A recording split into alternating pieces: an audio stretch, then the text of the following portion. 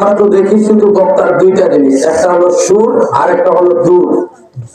যদি শুনি ঢাকার বক্তা তাহলে বক্তা একটা হয়, আর যদি সুর একটা, কিন্তু আমল দেখি না, এলেমও দেখি না। ভিতরে কতটুকু আমল এবং এলেম আছে এটা আমরা দেখি না।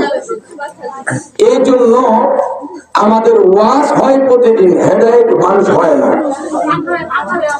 আওয়াজ কোরআনের মামলেরা, এই জামানার ভিতরে এলেম আছে, আমল নাই, ফল আছে, স্বাদ নাই, টাকা আছে, অর্থ আছে, বুকে শান্তি নাই। এর আগে মানুষ শান্তিতে ছিল, কি খারাপ আছে নাকি? ওইভাবে যেখানে কোরআন হাসি আলোচনা করতে করে ওইভাবে পা দিয়ে বসতে হয় না, হয় নামাজের শুরুতে, না হলে বাবাজির মতো বসে। এই হামজা ভাই, এই জামানার ভিতরে